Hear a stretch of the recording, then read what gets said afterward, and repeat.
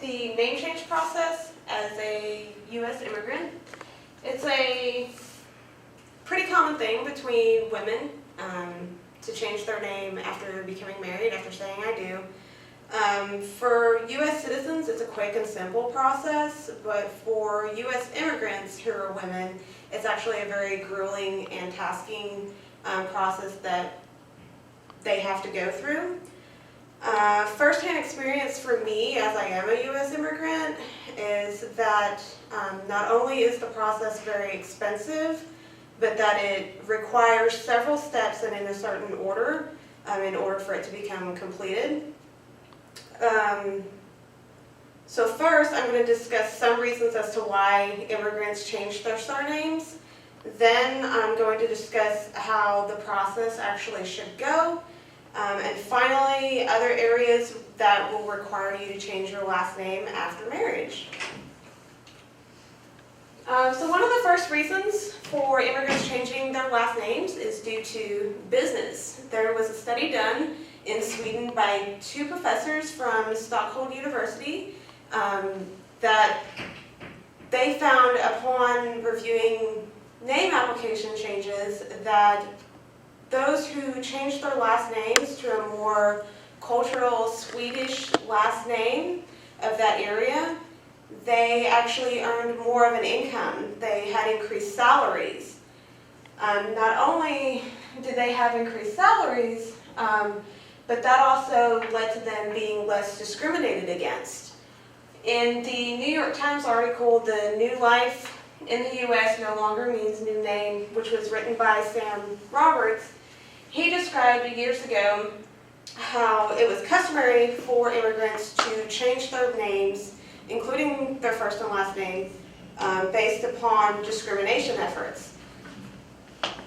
Several people were found that after reviewing the applications from the civil court in New York City, changed their last names from Islam as well as their first name from Muhammad because of discrimination reasons.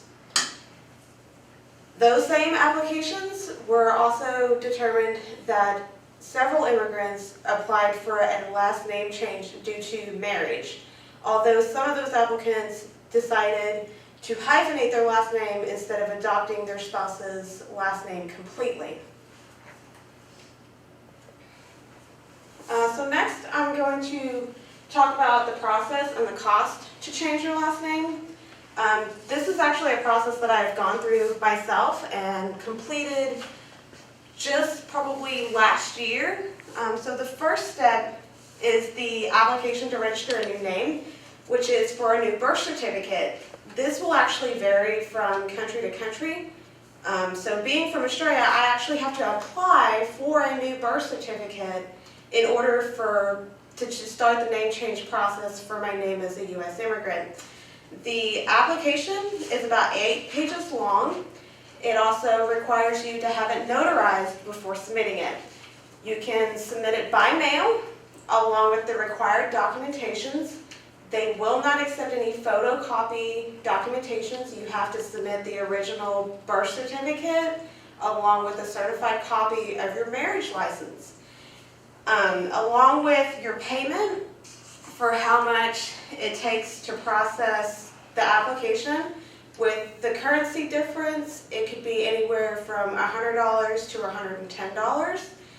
In my case, I think I ended up spending about $109 just to have a new birth certificate sent to me with my married last name on it. Once you receive the birth certificate back, which can take 83 business days to process, you then have to fill out the application for immigration to apply for a permanent residency card. This application is only 8 pages long as well. However, the cost for this application is $365. That's not including the $85 biometrics fee for your fingerprinting and your photocopying. So step 2 of the process is actually about $450. You have to also provide required documentation to include your birth certificate that you received back from your country of origin, and then providing This application, completed with other required documentation such as your marriage license, which can be a photocopy for this application, as well as your payment, it can be submitted online or it can be mailed in. The process for U.S. immigration to complete this application can take anywhere from 6 to 9 months. So after the 83 business days of your birth certificate and then 6 to 9 months from immigration, you're already roughly at a year of just going through the first 2 steps of changing your name. The final process, or the final step of your name change process, is through Social Security. Luckily, this application is free. There's no processing charge whatsoever. The application is 1 page.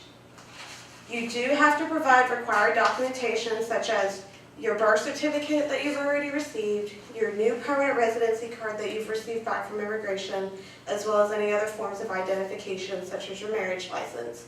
You can walk this in to your nearest Social Security office, so be prepared to sit there all day long, or you can mail it in. They do not accept them online. That process takes about 3 to 4 weeks, so you're roughly a little bit over a year, the whole entire first phase of changing your name.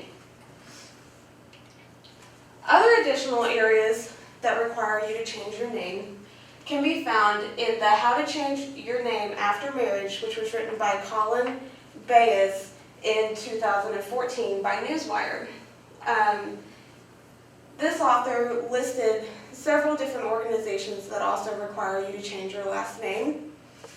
The first one, which comes at a hefty cost as well, would be your passport. Depending on what country you're from, would depend on your fees and how long it takes them to process. I believe an Australian passport is around about $150 to renew that passport. So already you're at about $100 just in changing your name. Your driver's license, utility bills, titles and mortgages, bank accounts and credit cards, which are to include your debit cards, your checkbooks, and any bank statements. You then also have your school and work accounts. Attending school, you would need to update your last name with your university. At work, you would want to update your last name with human resources as well as payroll and any identification information with your work as well. Vehicle and health insurance policies, you would want to update those. Retirement plans, 401k, and finally personal and online email accounts such as Facebook, Gmail, Yahoo. USA.gov is also a really good website to look for additional information. So as I've illustrated today, the process is very tasking and very expensive.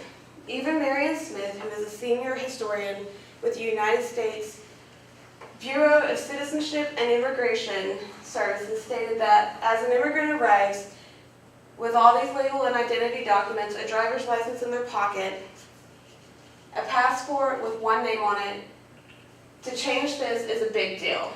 With all the applications you have to fill out, the costly fees that you have to pay, and the waiting times for those processes to be completed, you're in about a year and a half or so, and about $100 spent. So hopefully by the end of this whole entire process, you plan to never change your name ever again. And if you do, hopefully you have replenished your savings account.